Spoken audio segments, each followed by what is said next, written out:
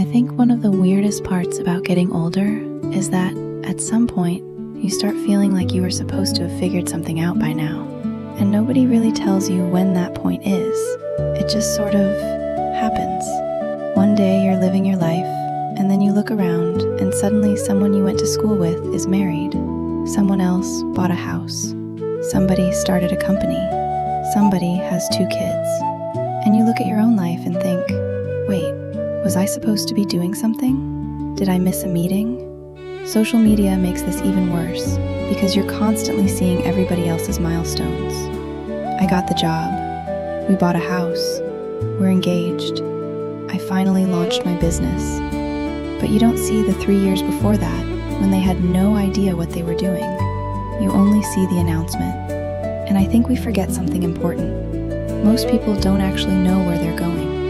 They just know what they're doing right now. We put this strange pressure on ourselves to have some giant master plan. What career am I going to have? Where am I going to live? Who am I going to become? But how are you supposed to answer those questions before you've actually lived enough life to know the answers? You're going to try things. You're going to change your mind. You're going to spend years chasing something and realize, actually, I don't want this anymore.